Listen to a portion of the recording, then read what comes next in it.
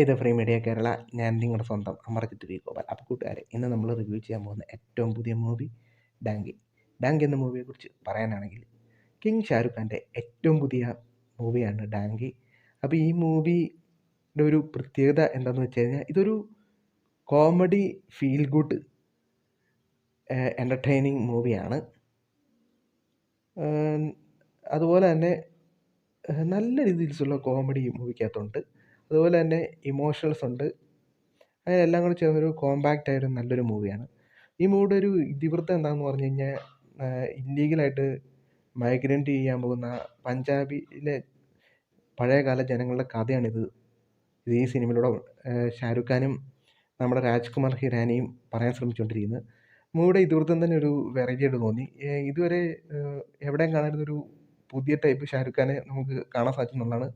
അതങ്ങനെ മാസോ ഒന്നുമല്ല, ഒരു ജീവിത കഥ പോലെ എനിക്ക് തോന്നി. ഒരു ഹിന്ദി സിനിമ എന്ന നിലയിൽ ഇതുപോലൊരു നല്ലൊരു മൂവി ഇതുവരെ ഉണ്ടായിട്ടുണ്ടാവില്ല. ഹിന്ദി മൂവിയിലൊക്കെ ചുമ്മാ ഒന്നെങ്കിൽ മുഴുവൻ ആക്ഷൻ പടം, അല്ലെങ്കിൽ അങ്ങനെ. ഇതൊരു എപ്പിക് മൂവിയായിട്ടാണ് എനിക്ക് അനുഭവപ്പെട്ടത്. പിന്നെ ഇത് പറയാനാണെങ്കിൽ ഫസ്റ്റ് ഹാഫ് വരെ ഈ മൂവി നല്ല രീതിയിലുള്ള കോമഡീസ് ഉണ്ട്. സെക്കൻഡ് ഹാഫ് ആയപ്പോൾ നമ്മളെ കരയിപ്പിക്കുകയും ചെയ്തു. അതാണ് ഈ മൂവിയുടെ ഏറ്റവും വലിയൊരു പ്രത്യേകത. പിന്നെ ഈ മൂവിക്കകത്ത് റൊമാൻസ് ഉണ്ടോയെന്ന് ചോദിച്ചാൽ റൊമാൻസ് ഉണ്ട്. അതുപോലെ തന്നെ ഇമോഷൻസ് ഉണ്ടോയെന്ന് ചോദിച്ചാൽ ഇമോഷൻസ് ഉണ്ട്. അത്യാവശ്യം ഫൈറ്റ് സീൻസ് ഉണ്ട്. എല്ലാം കൂടെ ചേർന്നൊരു കംപ്ലീറ്റ് പാക്കേജ് മൂവിയാണ്. ഈവൻ ഇതുവരെ ഇറങ്ങിയ ഷാരൂഖ് ഖാൻ്റെ ഏറ്റവും നല്ലൊരു മൂവിയായിരുന്നു. കാരണം നല്ല രീതിയിലിരുന്ന് ചിരിക്കാനുള്ള വകുപ്പുകളൊക്കെ ഈ മൂവിയിലുണ്ടായിരുന്നു. മനസ്സ് നിറഞ്ഞ് ചിരിക്കാൻ പറ്റിയ മൂവി. അതുപോലെ സെക്കൻഡ് ഹാഫ് ആയപ്പോഴത്തേക്കും മനസ്സ് നിറഞ്ഞ് കരയാനും പറ്റി. അതാണ് ഈ മൂവിയുടെ ഏറ്റവും വലിയൊരു പ്രത്യേകത. പിന്നെ ഈ മൂവിയിൽ ഇനി ഓരോരുത്തരുടെ അഭിനയം എടുത്ത് നോക്കാനാണെങ്കിൽ ഷാരൂഖ് ഖാൻ പറയാനില്ലായിരുന്നു, ഒരു ടിപ്പിക്കലായ ഒരു സോൾജിയറായിട്ടുള്ള കഥാപാത്രമായിരുന്നു. അത് പുള്ളി നല്ല രീതിയിൽ വൃത്തിക്ക് ചെയ്തു വെച്ചിട്ടുണ്ട്. അതുപോലെ തന്നെ കുറച്ച് റൊമാൻസ് സീൻസ് ഉണ്ടായിരുന്നു. പിന്നെ പുള്ളിയുടെ കോമഡീസാണ് എനിക്ക് ഏറ്റവും കൂടുതൽ ഇഷ്ടപ്പെട്ടത്. പിന്നെ കഥ ഞാൻ പറയുന്നില്ല, കഥ പറഞ്ഞ് നിങ്ങൾക്ക് സ്പോയിലറാവും. അതുപോലെ തേവസി പന്നുവാണ് ഇതിൻ്റെ അകത്തെ നായിക.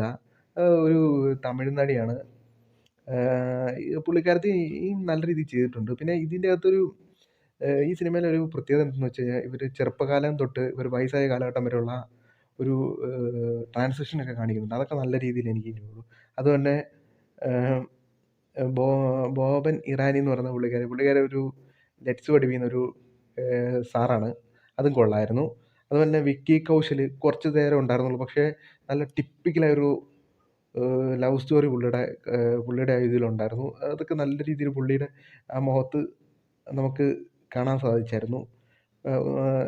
കോമഡിയൊക്കെ പറഞ്ഞ് വന്നതിന് ശേഷം പുള്ളിയുടെ പെട്ടെന്നുള്ളൊരു ഇമോഷണൽ സ്റ്റോറിയും കൂടെ വന്നപ്പോഴത്തേക്കും സംഭവം എല്ലാവരും തിയേറ്ററിൽ നിന്ന് കരയുകയൊക്കെ ചെയ്തു. നല്ലൊരു ഇതായിരുന്നു. ടിപ്പിക്കലായിട്ടുള്ളൊരു ഭയങ്കര കോമഡി എന്ന് പറഞ്ഞാൽ ഭയങ്കര കോമഡി. അതൊക്കെ ഒരു സീനൊക്കെ ഉണ്ട്.